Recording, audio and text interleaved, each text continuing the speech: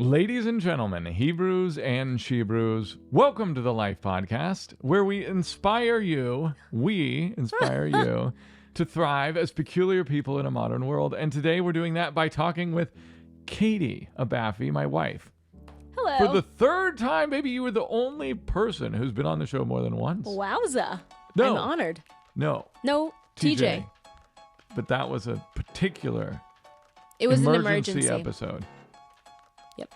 I would like to start revisiting some people from time to time. Yes. Like Eric Coey, I think we might end up addressing, I'm scooping it, but I think we might do an episode addressing questions or attacks on the Torah ideology, because he's awesome and he's a local. He's here in Ohio. Before we get into this episode, here's a quick note from the people that help make it possible. Azure Standard. So by now you probably know that Azure Standard is this amazing, huge online grocer full of high quality groceries, produce, dry goods, animal feed, canning supplies, supplements, run by a Torah Observant family and all vetted to be biblically clean. And they ship it to these drop points in your area. But you might not know that the drops are actually a great time to meet the crunchy people in your neighborhood and to figure out who else likes their organic einkorn in 25-pound bags. All of that aside, Azure is amazing, and so go to their site and check out what they have to offer. I think you'll find things that can save your family money and also help you feed your people with high-quality things that are actually food. So, if that sounds interesting, go to azurestandard.com and use code THELIFE15 to get 15% off your first order of $100 or more. And if you're a longtime Azure customer, use our link. It'll help the Life Podcast and help us to continue to do what we're doing. And now, back to the show. So what are we doing today, bub? I asked on Facebook last night, I was like, is anyone awake? And then I said, has anyone made an action, done an action in real life because they were inspired by a guest on the podcast or an episode? And some people replied, so I was like, sweet, that's amazing. I thought we should share some of those. And I was also just going back through different comments and questions that we hadn't answered yet to answer some questions people have, especially ones that are recurring, like multiple people are asking the same thing. So that's great. Yep. Well, let's get into it. Let's get into the questions first. Okay. Or whatever you have. This is so funny because the first one has to do with the intro. And I can always tell when the comment is from somebody who's like new to the family or like just a visitor, somebody who's not normally hanging out with us on the podcast. Okay. So I feel like this one is one of those, but it might not be. It says the person's name is None of Importance 1830. That's their username. Okay. What is a She-brew? Is that part of the DEI agenda? No. So there we have to.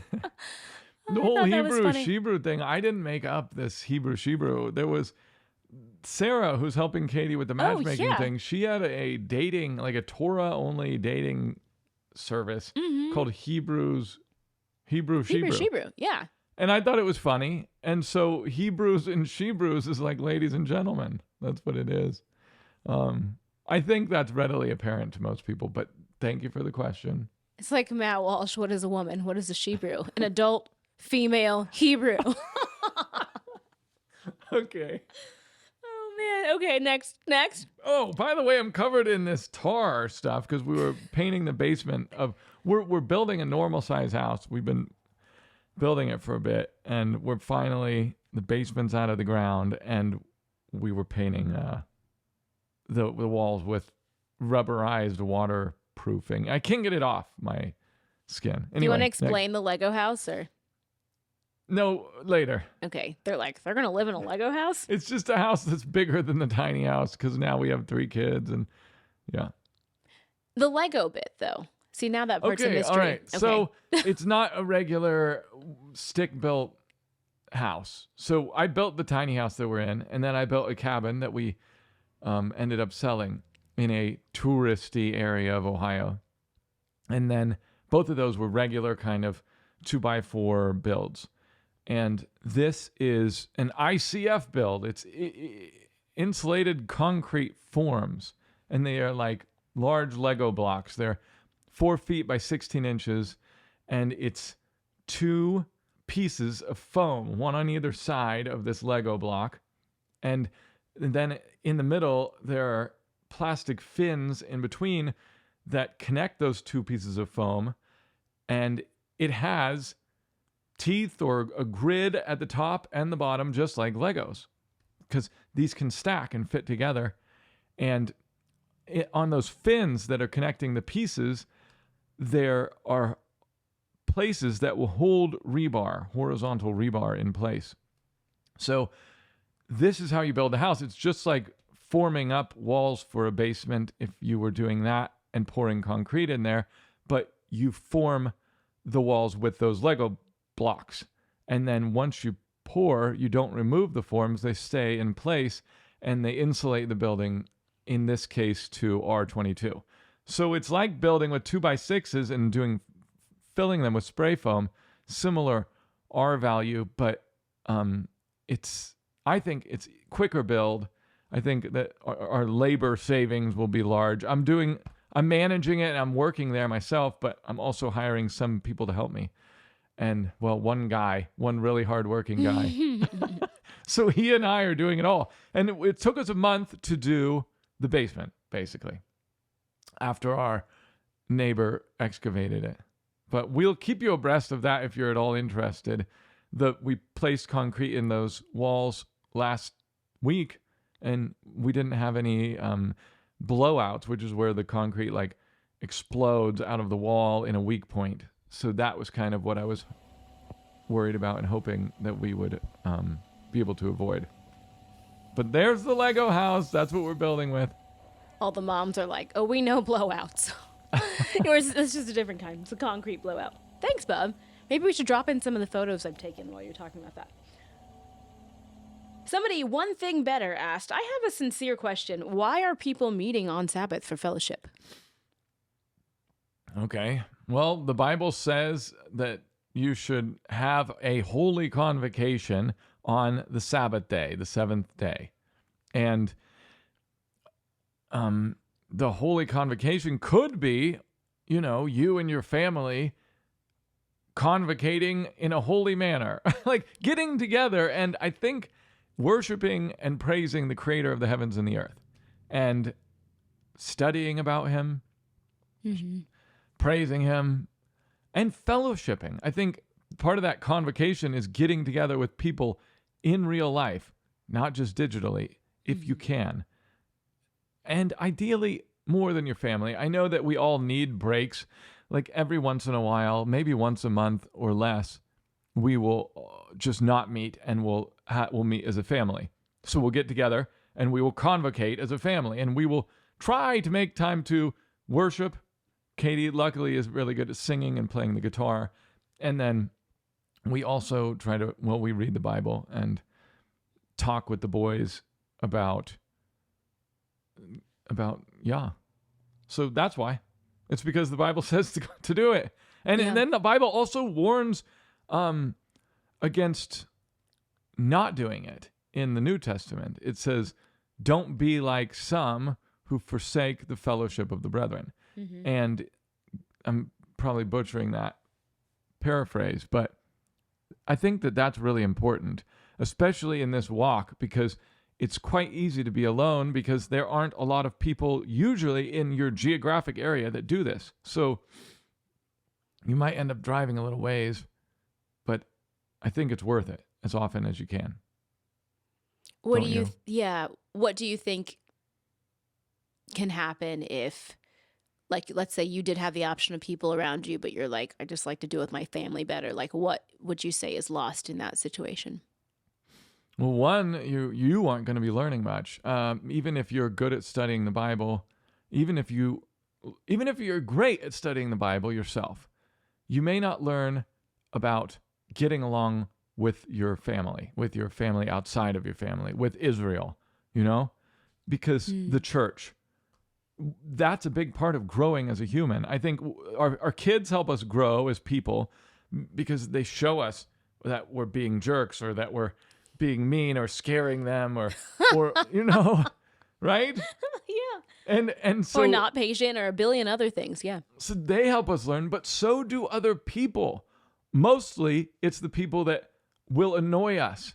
It's the people that believe slightly different than us, and they challenge our perspective.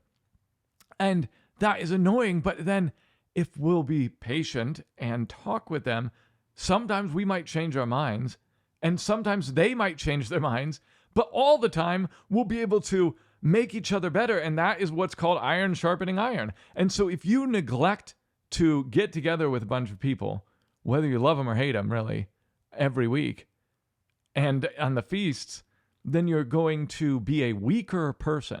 You're going to be spiritually weaker, and you're going to be less disciplined because it takes much less discipline to just sit at home. So you're going to lose. You're going to be a loser. That's why. I mean, really, you're going to be worse and be weaker and be less useful to the kingdom of Yah. So that's why. Like if you have the option to and you're choosing not to because just because you don't like people. Just because it's more comfortable to be at home alone. Right. And even for extroverts, it can be more comfortable to be at home alone. But sometimes. But still. Now, Katie's not an extrovert, really, right? Not an official. I'm on the line. You're on the line. So, but she more wants to recharge at home. So, I mean, yes, it's easier for me than probably some of you guys that I just called out. But for her, it's harder. She often wants to stay at home. I rejoice when plans are canceled. I'm just like, oh, yes. You get this bandwidth you weren't expecting. Oh, it's amazing. But also, and sometimes I'll drag my feet when like we're going to go somewhere. But then I get there and it's amazing. And I'm so happy to see everyone. And you get this lift. So, you know. And wait, one other go thing. ahead. It's also not just about you. I mean, it's not just about you growing. It's about you helping other people. Yes. So even if you're totally, you've reached the pinnacle. And walking on water. You're already extremely disciplined. You don't need you already know everything about the Bible. Perfectly sanctified in all ways. If that's the case, you should go even more because a lot of people will need you there. They need you to help sharpen their iron. I mean, if you already are comfortable and understand your doctrine and your faith and everything, then you are more needed than you were before that. So that's another reason to get together. It's not just self-improvement, it's improving others. And that's really, that's what Yeshua has us as part of the Great Commission called to do. He says, go forth around the world, make disciples, teaching them everything I commanded you. And so the making the disciples and the teaching them, a lot of that takes place on Shabbat after the teaching. I mean, in our case, where we're all just hanging out and we're talking. And this, especially if someone is an introvert, it takes them a lot of time to be around you to finally tell you, oh, my mom died yesterday. It's like, what? You're tell you, why didn't you say that 5 minutes in? But this is hours into being around them, and they tell you this huge, like, earth-shattering news. They need to tell you that. They need to get a reaction. They need prayer, some advice. Support. Yeah. So that's what I love about Shabbat. That's what I love about getting together with people on that day. I was going to say exactly that, so I'm glad you said it already. But when we interviewed Amy, who I'm about to talk about in a second, from Torah Sisters magazine, one of her tips to have a great Shabbat every week was to think about, when I go to this gathering, make a list in your head of expectations that you want to give and not what you want to get out of it. Like, oh, I didn't like that song. Oh my goodness. Somebody shared the funniest thing on Instagram where I think like a Filipino pastor was like just laying into his congregation people who complained about the music during worship, like, I hate that song, da da da da. He's like, we're not worshiping you, it's not about you, which is really funny. Anyway, sorry, that was a side note. Amy said you can make a list of what you want to give at Shabbat. I would like to pray for one person who would like prayer. I want to share an encouraging verse with somebody. I'll give somebody a hug. I'll bring this food that I think people will think is special. And then when you have expectations like that of Shabbat, you can make sure those happen. But when your expectations are like, I want to be fed, or I want to be this, or I want people to approach me in this way, you can't control that. So you've put it out of your own hands. So you're supposed to be there to bless people as well. And it is better to give than to receive. And if you're able to give and quote unquote bless people, then it means that you have something worth consuming. It means that you have reached a point where you may be able to help people. And so that's what if some of us aren't there, that's where we should try to be and reach. Mm-hmm. And if we are there, then don't keep it to yourselves. Don't keep your light under a bushel. People say everyone should be discipled by someone and discipling someone. Because even just in a basic way in our little homeschool, our 7-year-old can help teach the 4-year-old the letters and practice that because he's mastered that. And he's 7. And then there's some things that I need to teach him. I think it's the same thing spiritually.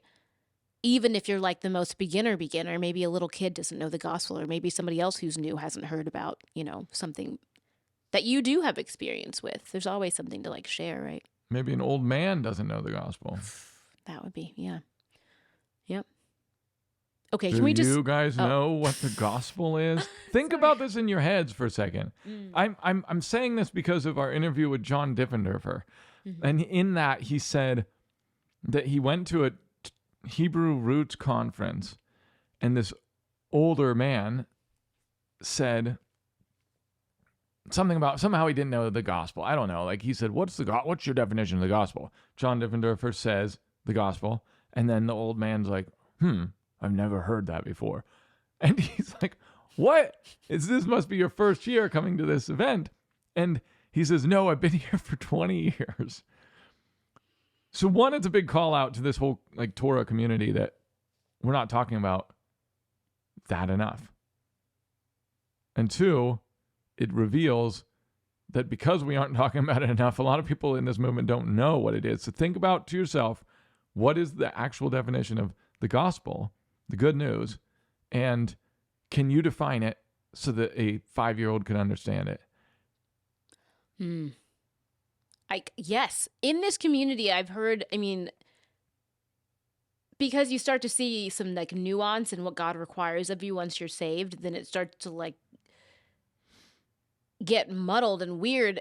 I think that if you can't explain something at a very basic level, you don't understand it. Like that's what I think of to myself. If I try to start explaining something and it's getting convoluted, I'm like, I don't think I really understand it. Which may mean that you did understand it, and then when you started adding Torah things to your life, you got confused about stuff at some point. And that just means you got to sort that out. Like, figure out how everything fits together. Mostly figure out the fact that the law isn't to do with salvation. That's kind of the mostly fact. And what's going on with the works? Oh man, I have a soapbox about this. Okay, go ahead. It's just that the reason, in my opinion, your actions matter is because they are an indicator of what you actually believe. So when a lot of people say, oh, we can't just believe in Jesus and you'll be saved, that's not enough. It is.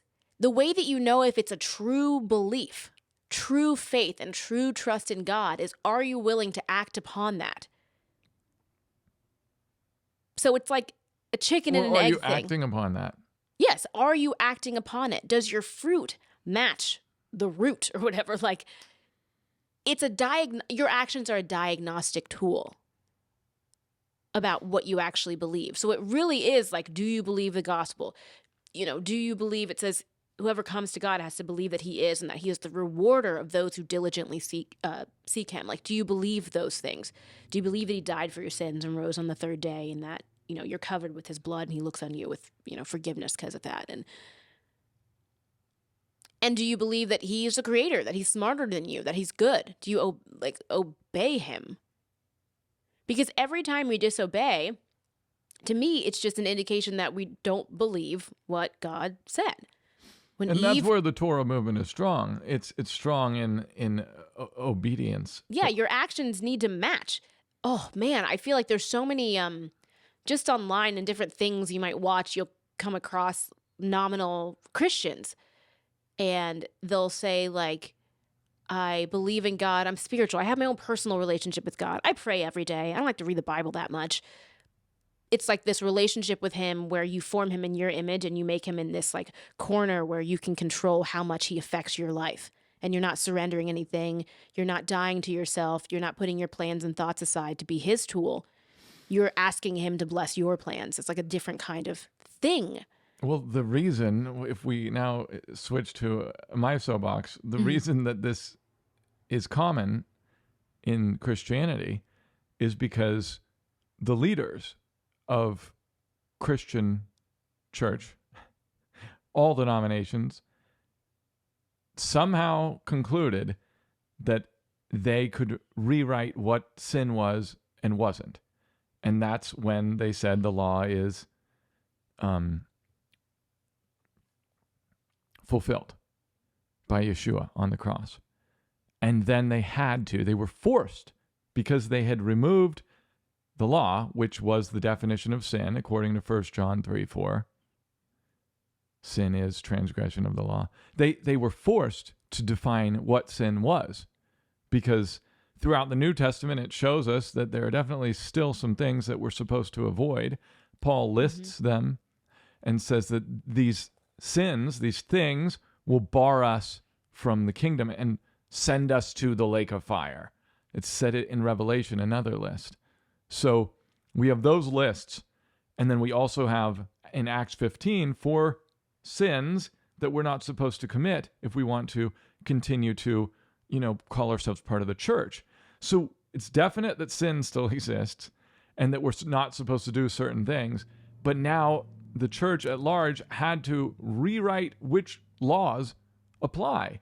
And the majority conclusion is whatever laws are reaffirmed in the New Testament. But that is not stated anywhere in the Bible. And It's just a fabricated rule, just totally out of thin air. so that means that all the leaders of all these people, congregants, are already redefining the laws, and they're not all agreeing, because some, especially more left-leaning, more progressive churches now, are also not defining obvious sins that are labeled sin in the New Testament as sin.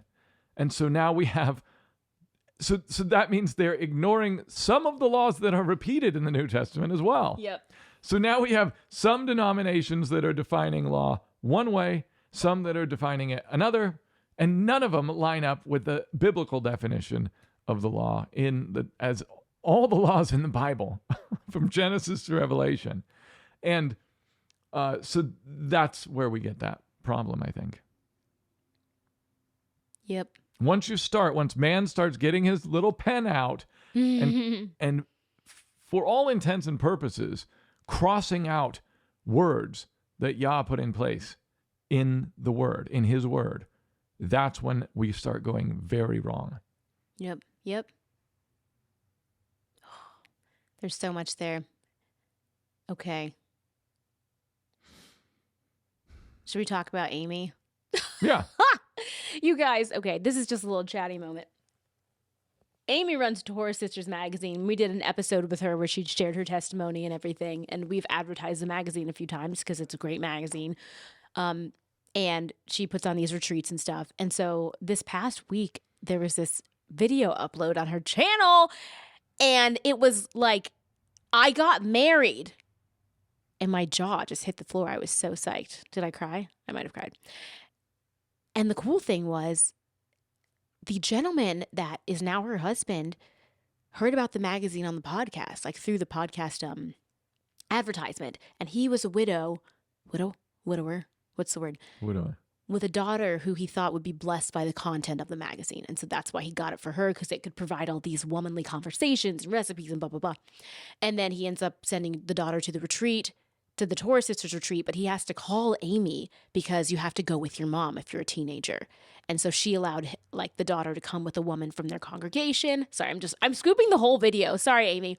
And then they just kept in touch and now they're married. What? When we were doing the mic test, Luke was like, show me how loud you might yell. And I'm like, I don't yell. That was so exciting. I don't feel like I match made that in any way, but I'm just psyched that this came together. Beautiful. totally beautiful couple. I'm super happy for her. Why'd you say matchmake that? Can you tell why you're in the Oh, well, matchmaking brain? It just encouraged me so much because we're working on for the Life Network, this new network of Torah Observant like shows for all of us. One of them is a matchmaking show that I'm super psyched about. We've had all these applicants, and I've been with my mom, going through looking for people who fit what each other are looking for, matching them up. And so we've made contact with some people, and we're starting to see their availability to come out and like meet one another, and we're going to start to film this stuff. And there are also people who've applied who I'm like, oh, they're so amazing. And so every day I'm just looking to see if there's somebody new who like fills out this application who's like just right for them, and I'm praying about it. I even Facebook messaged a few like young ladies I know, and I'm like, you're so beautiful. Are you single? Do you want me to help you find a You're husband?" pursuing people now? I'm pursuing people. I might slide into your direct messages or whatever, into your DMs, and like poke around and ask if you're single. But Someone I'm just did on a email. mission. Someone emailed wanting to get the form, so I'm on I a mission. forwarded that to you today. guys, if you're on the fence, go ahead and do it, because there are some people that I think are so great, and it would be really fun to introduce you guys. And if it doesn't work, that's fine. But Who do we need more of now, men or women? I'm looking for. There are a few guys for whom I'm looking for women in their like 30s and 40s. And then, I don't know, just everyone. There are people in all different ages. Like this goes from 18 to probably, 73. I think maybe it's the person, something like that, the upper limit. But there is no age limit if you're like above 18. And Yeah. you're focusing on some this year, but likely there will be a next year, maybe. Oh, absolutely. Well, we'll see. I hope we can continue Likely with there will it. be a next year. And if there is, I mean, anyone who applies now may be able to get connected then. Yes. So all's not lost. If we're like doing this first season and, we don't end up finding somebody yet to introduce you to, we're still like continuously getting more people. And so you never know. That actually brings to mind the next section of questions, because they're all about this. Let's just go ahead and ask them. Okay. Okay. So general questions. Several people have asked, would you ever just do a straight up matchmaking service, connect people outside of the show, or do like a singles conference or an app or something like that? Are you asking me? I'm just saying the question. That's not on the radar in It's any not way. on the radar because That's not what we do, no, sadly. but also it would be fun It to needs do. to be done. I will say this. We can't do everything, but you guys can do everything. There's many of you out there who are very talented. Yeah. I stumbled upon a website of a couple who I think is doing like a free Torah matchmaking dating service type thing. Well, So you I'll better drop link that that in the link in if I description. can find it. Yeah. But guys, I mean, we don't have a dishwasher. I'm just trying to keep the sink clean. So I'm like, how am I going to keep the sink clean, homeschool the kids, get these clothes down off the laundry line, and Keep the animals from dying. keep the chickens from dying, keep the lunch flowing for these guys building this house up the hill, and make a matchmaking show, and finish my painting of the onions, which probably might not happen until the kids are like in college, but that's fine. We'll So- show it when it's ready if you guys are interested. I'm just saying the little kid season is hard to jam anything else in, and I think this is a worthy thing to be done. I don't So know. who knows? Who knows? I mean, it's a good idea. It is a good idea. We can't do everything. But yeah. All good ideas that I usually have, I just throw them into the back of my mind. I throw them onto a back burner, and then forget about it until we complete what we're working on now. You know what's funny though?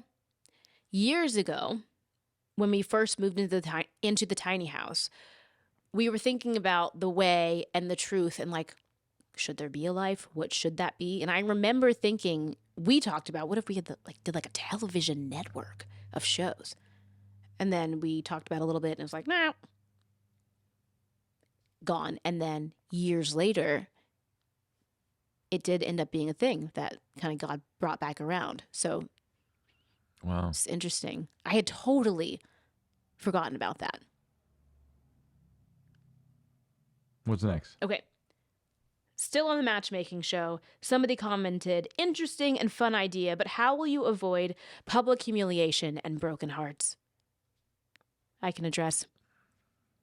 You can't avoid broken hearts because there just is unrequited love sometimes, and sometimes it'll be not, maybe both people aren't into it. But with the humiliation thing, we have thought a lot about how we can make the show honorable and gentle and not like gotcha moments and not preying on people's sadness and stuff like that. So it's going to be a lot in the edit, like what actually ends up being shown. We're going to get people's feedback about the date they went on and, hear about what they're looking for and hear about their impressions of the person that they met. But, not everything has to be aired. It doesn't have to be this like brutal thing where you hear some guy like ripping this girl that he doesn't think is cute, Likely that's not even going to happen. Right. Because the people that Kayte has they're nice kind of people. vetted a little and reached out to all seem like nice, great people. And before they meet in person ever, they will already have chosen each other. So yeah, they will have agreed to meet based on like what they know about each other. So yeah, so it's unlikely that would happen, and we can edit it out. Yeah, and the show is called 2 by 2, and just as a little like slight spoiler, they're going to be going 2 by 2 like during their date, walking together, and there will come a point where they have to decide if they're going to split ways symbolically and literally on this path or walk together on the same path. And I think we have some ways of how to handle that moment of decision with delicacy. For one thing, also, I think the man perhaps is going to like say his decision first, just so that then if the woman would have said, yes, I do want to be together with you, like she won't even need to reveal that if it ends up not being a mutual match. And that is kind of like the man has to protection. Take more of the, abuse. But that's normal. Men, our job is to go out and pursue women. And oftentimes they will not go with us. But we have to go after them. This is biological. This is also this is it. This is life. Men have to pursue women, and women have to decide whether they'll be, be chosen. Yeah. Men choose, women decide whether they'll be chosen or not. Which is fun. Okay, that's that. Any age limits / what about people outside the U.S.? We already talked about that. You have to be at least 18. And for people and also for the people who are like 18 or so who want to have their parents involved in this, like weighing in on who they meet and all that stuff, we totally welcome that. And maybe you'll even see some like parents with their younger person like on the show. So we don't want to be like circumventing what mom and dad think is good too. People outside the U.S., I think we've told 1 or 2 people like, go ahead and submit. Right now, we have to just work with people who can get to this point in Ohio where we're going to film the first wave of dates. So if you're like in Sri Lanka or something, that might be difficult within the time frame that we're working on. But maybe in the future, we can work it out where if somebody is willing to travel and is willing to do a crazy international relationship, yeah. We'll see. A lot of other things, exponents become part of the equation. I mean, green card being one of them. Oh, sure. But let's move on. What's next? Okay. I think that's all the matchmaking ones. We're going to move away from that for a second. Oh, okay. On this last episode, I think with John Niggle. His last name's so fun to say. I'm sorry. Wiggle. He's like, it rhymes with wiggle. It rhymes with wiggle. And giggle. And giggle. And what else? Something. Okay. Squiggle. Charlie Chambers asks on YouTube, how many tzit-tzits do you gentlemen wear and where do you wear them? Well, all right. So my backup tzit-tzits basically become my tzit-tzits. I will wear normal tzit-tzits like a lot of people with the white and blue and the knots. Mm-hmm. But in the past, I have forgotten to put them on. And I didn't want to forget to put them on. So I will put like backup tzit-tzits. Let's see if I have them on like these belt loops here and the others on the other side. And this is just blue. And one of them's kind of knotted and the other one is just a string. I put it on multiple times because as they're in the washer, these are like my work pants too. So as they're in the washer, they'll eventually be destroyed, but they last a while. They'll last like 6 months. But if you get yarn at the store and then you put it on all of your jeans and your shorts, you will never forget your tzit-tzit. And then you could also do whatever, interesting, wild tzit-tzit you want to wear after that. You can put on those long white and blue ones if you want. But, the requirement is a thread of blue on the four corners of your garment. So whatever that means to you, I guess.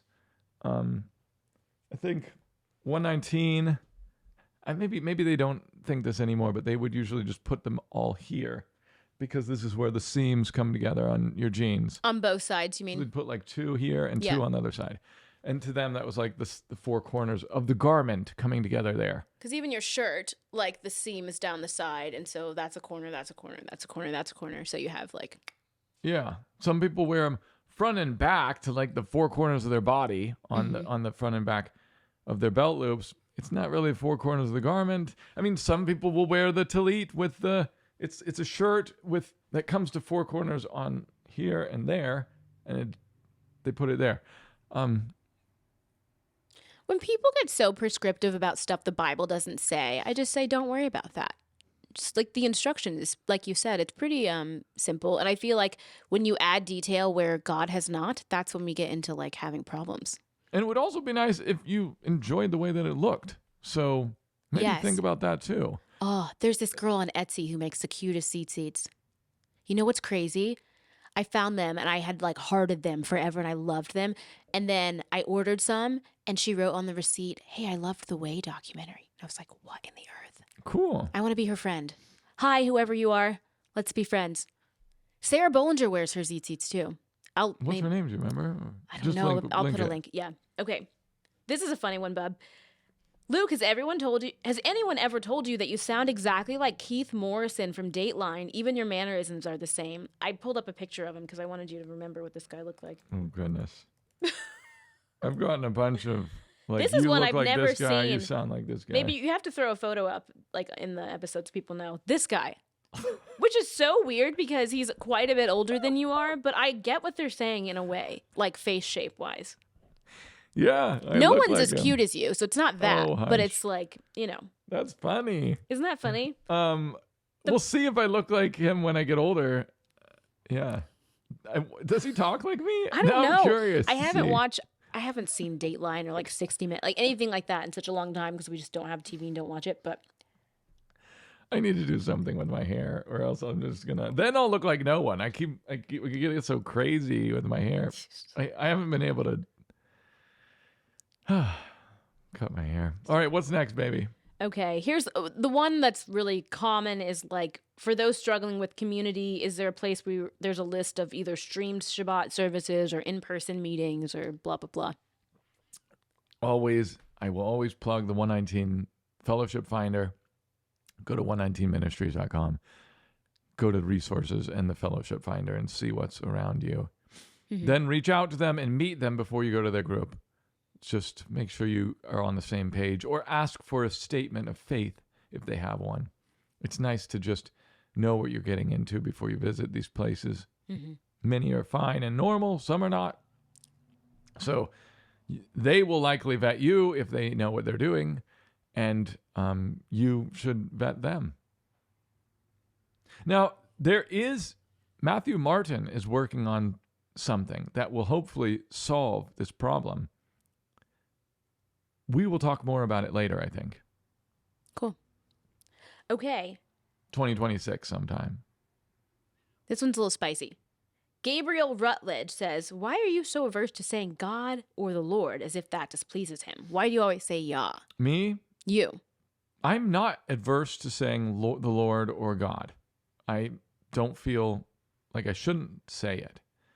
I like saying Yah because David says it in the Psalms, and I know that that's how you pronounce that part of his name. Mm-hmm. David says it as a shortened version of his name, actually, Yah, in the Psalms. Yes. And then there's a lot of debate over how to pronounce the last part of his name. Yahweh, Jehovah, Yahuwah. Those are the big three right now. Mm-hmm. But so I know I could say that. And I don't see why I shouldn't.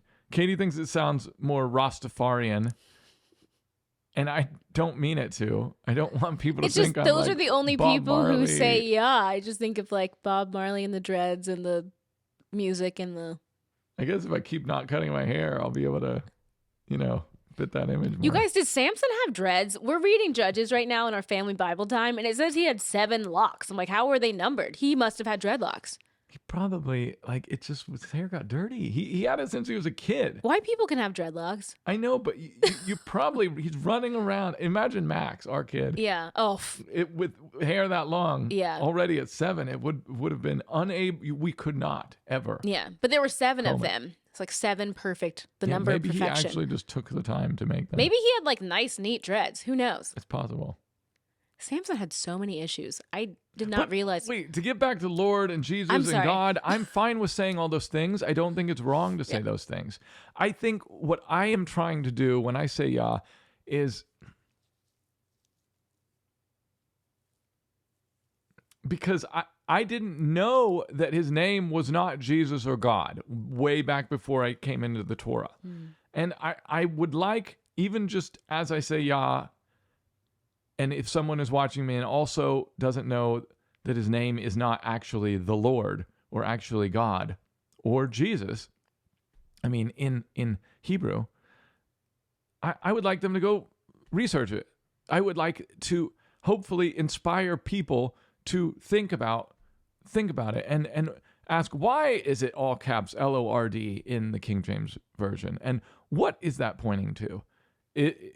Is it possible it's pointing to the tetragrammaton? What is the tetragrammaton? What's Yod He Vav He? Why are the vowels not there? Why would people try and hide the real name of him? What's happening? There's like this huge mystery behind it all. And we don't even know his name, really. We don't even know how to pronounce his name, really. We can all debate about it and say that this is the way or that is the way.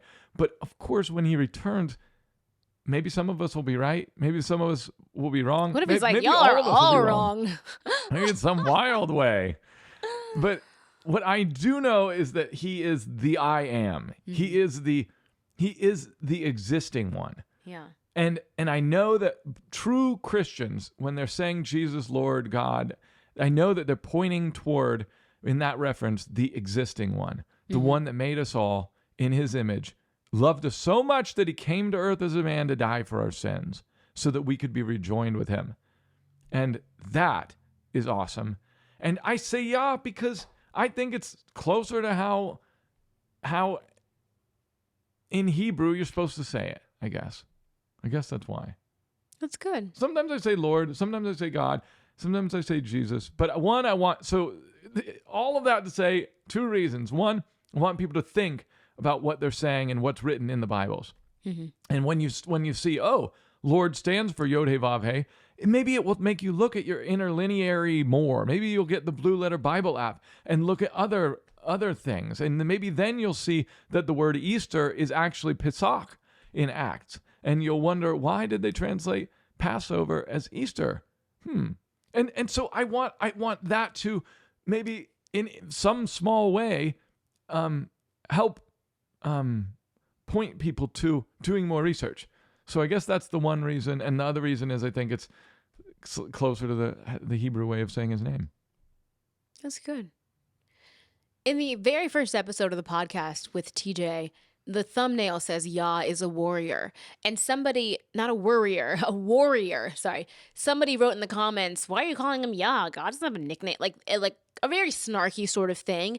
And then I was going to drop that verse in where David uses that phrase. You can see it even in the text that our text was translated from, Yah, or that name for God. But I could tell in my heart that I was just doing it in a petty way, so I didn't reply. I was like, the verse is there, but I ended up not doing it because I felt like I was just trying to. Were they asking a question? Yeah, it was like, why are you? Oh. But you could tell, even from just a comment, it was not genuine curiosity and it was not from a good heart. It was like, Okay. Okay, great. this is connected to the 119 Fellowship Finder one, but somebody's just saying, how do we advertise that we are a Torah observant congregation? Go to the 119 Fellowship Finder as of now and put that you're on there and put contact info so people can find you. And then as people, I mean, many people know of this, so you will be found from time to time through that. And then eventually Matthew Martin will have a service that will help you too. Where you can list your congregation. Also on Facebook, there's so many different groups of Torah observant people in different states. So look for your state and see if there's a group for your state, and then pop in there and be like, we have a meeting for people who live near us and stuff like that. Or if you don't see a Torah observant people in, Iowa, then make it. Yeah, make a group for your state. Or Amy is part of a big one in Michigan. She started the Michigan group, I think, and then other people have started other ones. But that's another way. Like if you make friends online or whatever, you can tell them about it, and maybe they can connect somebody who lives near you. Okay, in your episode with Katie Bertino, who I love, not just because her name is Katie, but I want to be her friend. Somebody asked, is there a link to the debate that you did with Doug Hamp when you did that prophecy roundtable? I don't even think it wasn't like a debate. It was not a debate. It was just a conversation. Yeah, we were just having a conversation. Well, we didn't quite agree about everything, but we agreed about most everything. Mm-hmm. And so, we can share the link to that. Yeah, we can find the link. That was a lot of fun. I had a blast. I love those guys. Cool. Pat Keller wants to know, has anyone else studied the Chronological Gospels by Michael Rood? I read through it. It was enjoyable. I liked seeing how things, at least in his estimation, were all fit together chronologically. Can you say what it is for people who aren't familiar with that? Okay, so instead of Matthew, Mark, Luke, and John, he tries to start at the beginning of Yeshua's ministry and then put in chronological order from beginning to end Matthew, Mark, Luke, and John, every account of each of the stories that are from beginning to the end of his life repeated. So, and even the ones that aren't repeated, he has all the words of the Gospels, but in different orders. So when they're talking about before him, when the shepherds are waiting to see him and all that stuff. I'm making not very much sense, but it's fine. Basically all four accounts. Not in 1, 2, 3, 4 order, but smashed up and mixed up so that they're in chronological order. Yes, okay. Condensed into one, taking the 4, condensing into 1 in chronological order. Yes. Okay. And then he, in that, gives his kind of pitch for I think, 70-week ministry of Yeshua as well. Instead of 3 years. Yeah, instead of 3 or 3.5 years, he thinks that it was 70 weeks because he thinks that scholars were misdefining some of the feasts all as Passover or something like that. That's similar to, or ones that weren't Passover as Passover. So thinking that more years had passed. So that's part of he has much more reasoning behind it. Mm-hmm. Is he right? I don't know. Is he wrong? I don't know. But it's interesting, and the chronological thing is interesting because it's nice to read, like an account, for example, of where he turns he multiplies the fish and the bread in all of the versions, and you say, oh, well, Luke had that, John didn't have that part, Matthew had that, Mark didn't have that part, and you'll see the stories where all 4 of them have those events. It's very interesting to see. And you wonder, well, why didn't they include that? Or why did they? I don't know. I enjoyed reading it. Cool. Okay. On your interview with Anthony Cushing, he was, remember, the young man. Of course you remember. Sorry. Somebody said, I loved it and the way you lead interviews. Great class. That's nice. Wonder about one thing. You don't eat pepperoni on your pizza. Why? Blessings and shalom from Switzerland. That's from His Joy Forever. Switzerland. Hey, shout out to the Swiss. My cousin is in Lausanne. I still don't know how to pronounce that. Lausanne sounds pretty. Lausanne. It's a great place, man. Beautiful. It's right on Lake Geneva. The reason I don't eat pepperoni on the pizza is because usually in America, pepperoni is made with pork. And I don't eat pork because of Leviticus 11 that says don't eat swine and anything that has the split hoof but does not chew the cud. So that would be camel, that would be horse. I mean, not horse. It would be pig, camel. So that's why. It's because I'm trying to follow the laws of what I should eat in Leviticus 11. We should link the pepperoni tract because it is a little tract, like a little comic book that is a story of an interaction between these two families, all about pepperoni pizza. And in the story, there are also scriptures, and it goes into the Acts, or into Peter's vision and stuff like that, and kind of fleshes this out in a way that's quick to read. So I'll just link that. This episode of the Life Podcast is brought to you by Truth Tracts. Truth Tracts are these small, beautifully illustrated comics full of scripture that use stories to tell why it is that we're doing different things that we're doing that we see in the scriptures, like, different, like the holidays in the Bible, or like wearing tzitzit, or like eating biblically clean. And it puts all of the scriptures at your fingertips that you want to have when somebody's asking you about these things. And you can just hand this to them and they can read it on their own time and look up the scriptures and kind of understand what you're saying. And they're tiny, you can keep them with you, and just kind of handy. It's not like a big thing to ask of someone. It's not saying, hey, read this whole book or watch this whole movie. It's saying, read this. This will kind of explain where I'm coming from. What's next? Here's a question from way back when you interviewed Jim Staley, and the questions are kind of directed towards him, so maybe we'll pass them along, but also I thought you could weigh in. And I had a thing to share. So it's from Kara Barrios, and she talks about how she loved the interview, and I guess he must have mentioned doing some sort of rite of passage with one of his, children. And she just asked, I have a boy and a girl from whom we haven't done any sort of rite of passage. Have I missed the boat with them? What do I need to do? And she would appreciate it if somebody replied to this comment. Goodness, I cannot remember that at all. I know, I don't remember that bit. We can forward that to Mr. Staley. Yeah, and see if he has. So we have a friend, Sarah Bollinger, who you'll see on The ladies' talk show, who did a really beautiful thing with her daughter who was turning 13, where like a rite of passage, like welcome to womanhood sort of thing, where she invited a bunch of her daughter's friends and also women who were close to her daughter, and she took Proverbs 31 and assigned different verses and attributes of that woman to different of the adult women coming. And each one of us was supposed to give her an encouragement in that area, like show her where we saw her thriving in that area, or give wisdom for the different aspects of her life that she would step into in the future. And then with that, to give her some small keepsake, sort of a small present to remind her of their section. It was absolutely beautiful. And all the women there were like, wow, we learned so much just hearing from all these other ladies. And it was very encouraging. I'd never been to any event like that, and I hadn't really thought about some sort of rite of passage because our kids are young, but it was really it felt really special to be part of it. And I don't know, what do you think about, a lot of cultures, this woman also mentions a quinceañera. I think maybe one of her girls had a quinceañera. Oh, she's from Colombia. Some cultures have this, and historically there used to be debutante balls, and of course in Jewish culture there's bar mitzvahs and stuff like that. But in American culture, just largely, first of all, adolescence is stretched so far that no one expects anything of you except to be a hellraiser until you're probably 21. But also, we don't have that cool rite of passage transition thing as much.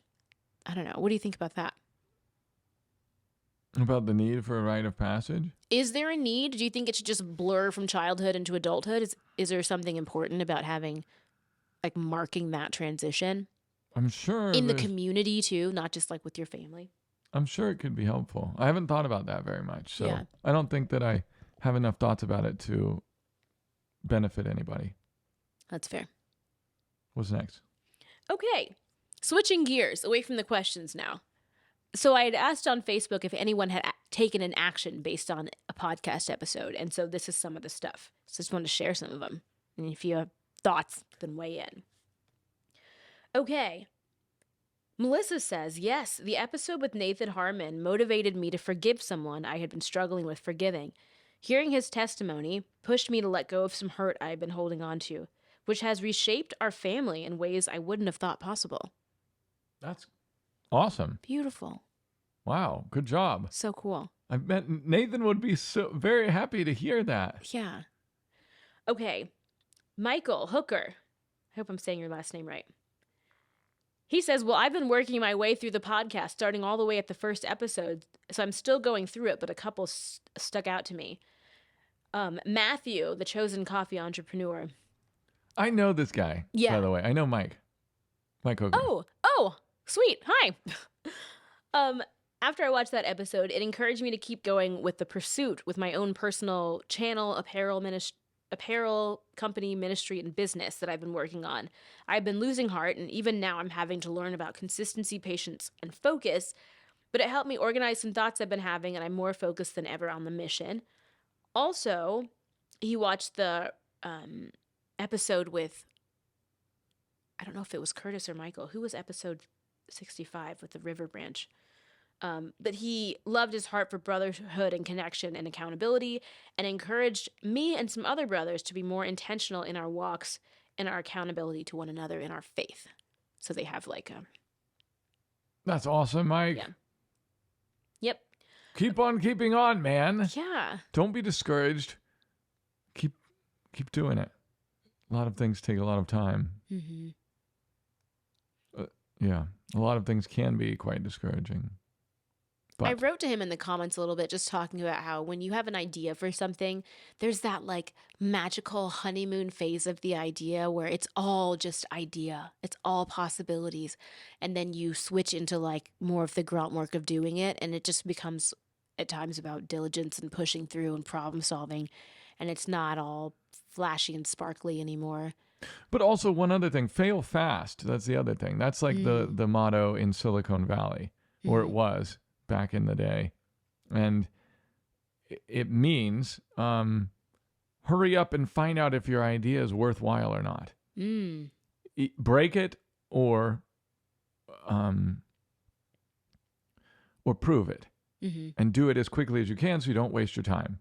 So if your business has the possibility of legs, then get it out there as quick as you can. And if it has glaring issues, hopefully you can draw enough attention to it that people will reveal those to you.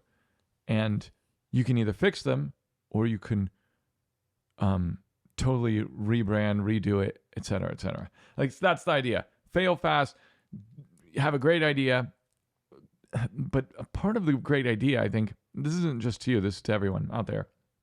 Part of the great idea is making sure it's a great idea by telling everyone about it and then getting feedback.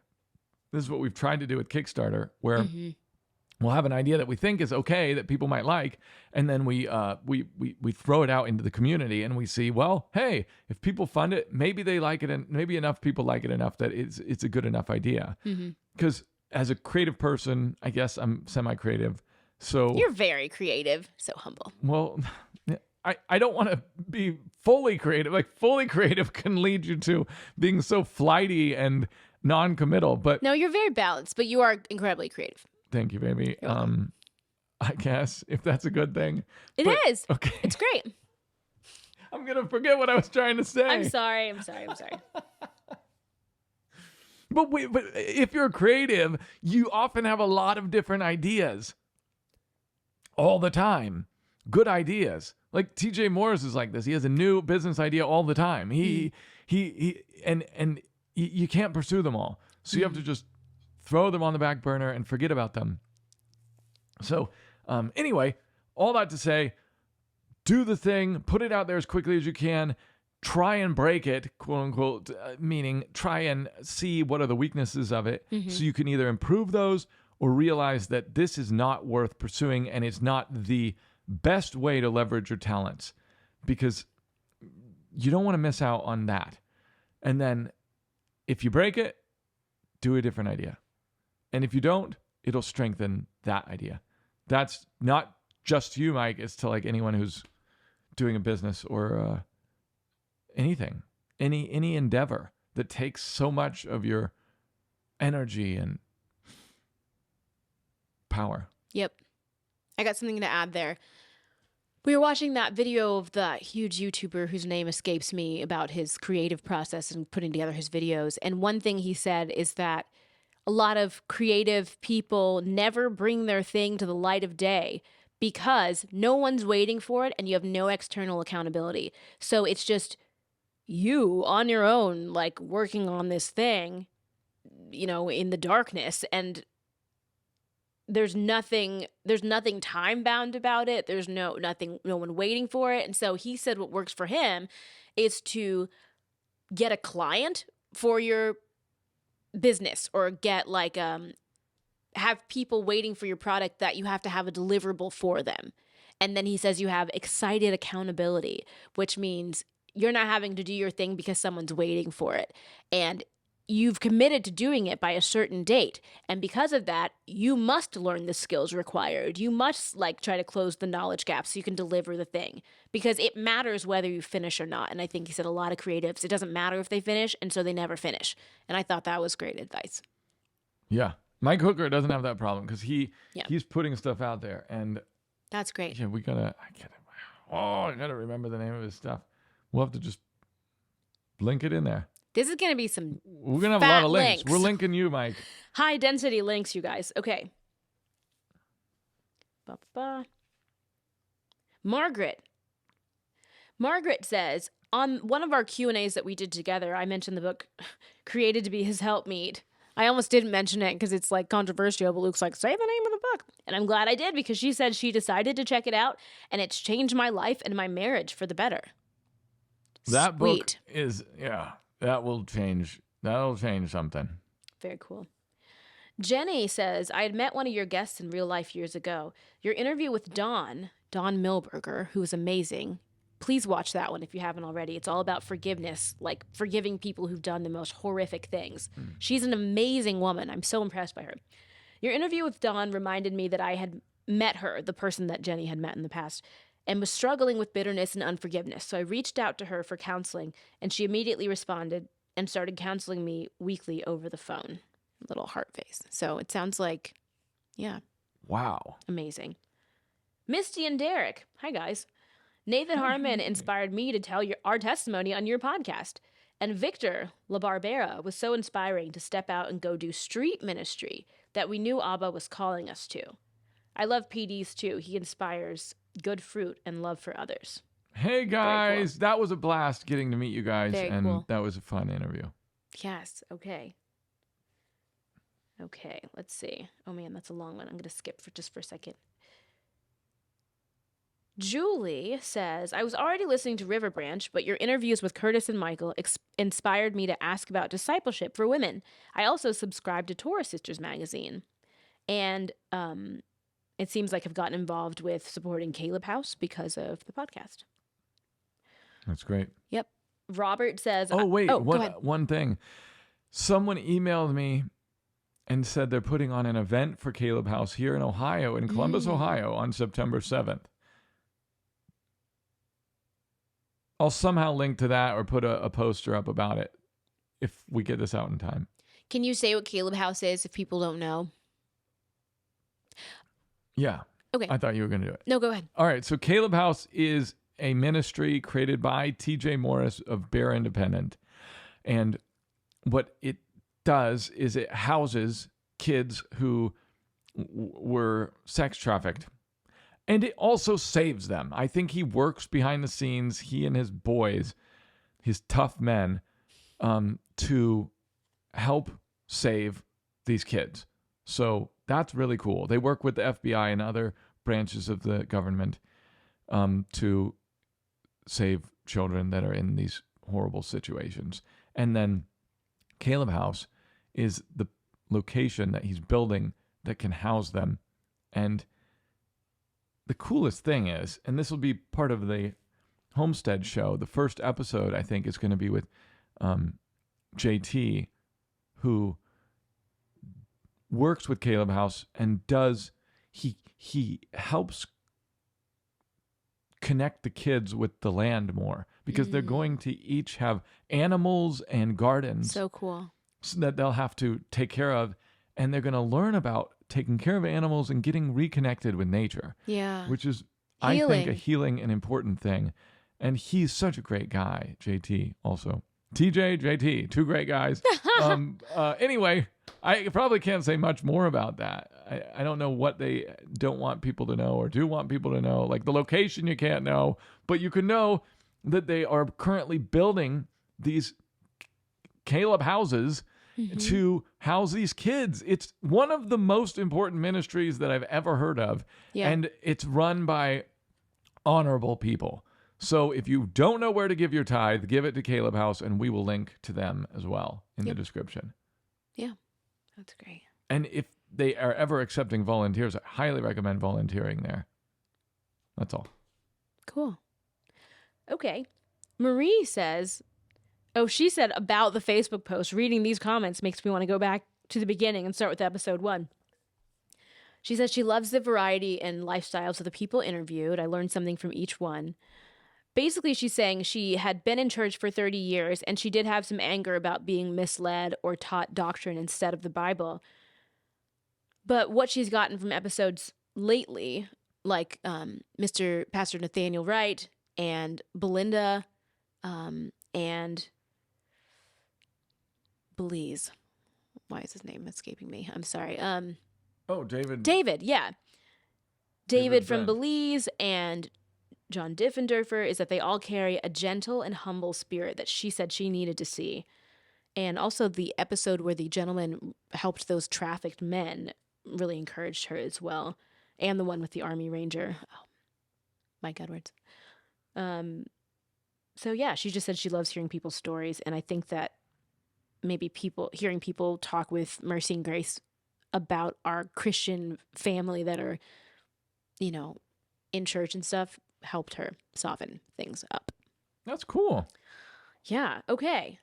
Robert says, I'm applying for jobs that train workers in bulldozers and heavy equipment, all thanks to the episodes with TJ Morris and even the homesteading episodes. That's great. That's cool. Good. Learn the man skills. It's always in need, man. And it's fun to do. Even though I do digital work, I always love getting to go out and build this house or work on the farm. Like I built this long fence, which was a lot of hard work.